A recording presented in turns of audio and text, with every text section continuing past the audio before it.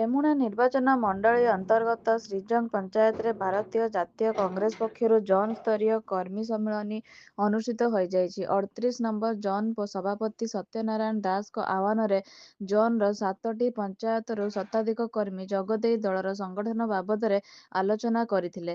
Remuna block Congress ସଭାପତି କହ୍ନେଇ ଚରଣ ବେହେରାଙ୍କ ସଭାପତିତ୍ୱରେ ଅନୁଷ୍ଠିତ କର୍ମୀ ସମ୍ମିଳନୀରେ ପୂର୍ବତନ ବିଧାୟକ ସୁଦର୍ଶନ ଜେନା ଯୋଗଦେଇ କଂଗ୍ରେସ ଦଳର କାର୍ଯ୍ୟକ୍ରମ ସହିତ ସଂଗଠନକୁ ସୁଦୃଢ଼ କରି ପଞ୍ଚାୟତ ନିର୍ବାଚନର କଂଗ୍ରେସ ରଣନୀତି ସମ୍ପର୍କରେ ସୂଚନା ପ୍ରଦାନ କରିଥିଲେ।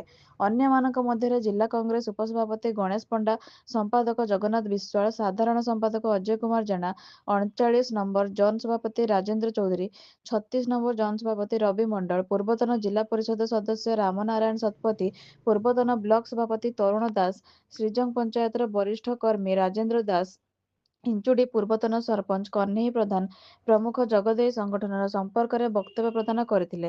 ଆଜିର କର୍ମୀ ସମ୍ମିଳନୀରେ ପଞ୍ଚାୟତ କର୍ମୀମାନଙ୍କ ସହଯୋଗରେ ସଭାପତି ଚୟନ ସ୍ଥିର କରିବାକୁ ସହମତି ପ୍ରକାଶ ପାଇବା ପରେ ପଞ୍ଚାୟତ ପରିକ୍ରମା କରାଯିବ ବୋଲି ମତପୋଷଣ କରାଯାଇଥିଲା। ବାଲେଶ୍ୱରରୁ ତ୍ରିଲୋଚନ ମହାନ୍ତିଙ୍କ ରିପୋର୍ଟ। 38 ନମ୍ବର ଜୋନ୍ ରେମୁଣା ନିର୍ବାଚନ ମଣ୍ଡଳୀର ମୋର ରାଜନୀତିର କର୍ମଭୂମି। 38 ନମ୍ବର ଜୋନ୍ରୁ ଯଦି ମୁଁ ଜିଲ୍ଲା ପରିଷଦ ମେମ୍ବର 1997ରୁ 2002 ମସିହା ପର୍ଯ୍ୟନ୍ତ ନ ହୋଇଥାନ୍ତି ତାହେଲେ ହୁଏତ ମୁଁ ବିଧାନସଭାକୁ ଯାଇପାରିନଥାନ୍ତି। ମୁଁ ସର୍ବପ୍ରଥମେ 38 ନମ୍ବର ଜୋନ୍ର ଜନସାଧାରଣଙ୍କୁ ଧନ୍ୟବାଦ ଦେବା ସହିତ ଆଜିର ଜାତୀୟ କଂଗ୍ରେସ ଦଳର 38 ନମ୍ବର ଜୋନ୍ର ସମସ୍ତ କଂଗ୍ରେସ ପ୍ରେମୀ କଂଗ୍ରେସ ଦଳର ଭାଇମାନଙ୍କୁ ହାର୍ଦ୍ଦିକ ଅଭିନନ୍ଦନ ଜଣାଉଛି। ଯେହେତୁ ଏଟା ସ୍ୱାଧୀନତା ସଂଗ୍ରାମର ମାଟି, ଏଇଠୁ ଆଜି ଆମେ ଆରମ୍ଭ କଲୁ।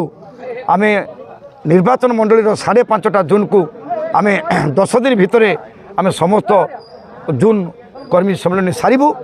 38 ନମ୍ବର ଜୋନ୍ରେ ଯେଉଁ ଜୋନ୍ ସଭାପତି ନୂଆ ସତ୍ୟବାବୁ ହୋଇଛନ୍ତି ଆଜି ସେଥିପାଇଁ ତାଙ୍କୁ 9ଟା ଏଠି ହେଲା ଆମର 7ଟା ପଞ୍ଚାୟତ 7ଟା ପଞ୍ଚାୟତର ଲୋକକୁ ଆମେ ଡାକିବା ପାଇଁ କହିଥିଲେ। 7ଟା ପଞ୍ଚାୟତ ଲୋକ ଡାକି ଆମେ ଗୋଟେ ପ୍ରତ୍ୟେକ ପଞ୍ଚାୟତର ସଭାପତି କରିବା ପାଇଁ ଆମର ଫାଇନାଲ୍ ହେଲା। ସେଇଟା ଗୋଟେ ଆମର ବଡ଼ କାମ। ପଞ୍ଚାୟତ ସଭାପତି ହେଲା ପରେ ଆମେ କେମିତି ପଞ୍ଚାୟତ ଇଲେକ୍ସନ୍ ହେଲା 2027ର ଆମେ panchayat election sarpanch, PS member, ward member, zilla parishad କେମିତି ଆମେ ପ୍ରତ୍ୟେକଟା ଜିତେଇବା ପାଇଁ ଆମେ ସମ୍ପୂର୍ଣ୍ଣ ଚେଷ୍ଟା କରି ଆଜି ସେଥିପାଇଁ ଆମେ ସେ ମିଟିଂଟା କରାଇଥିଲେ।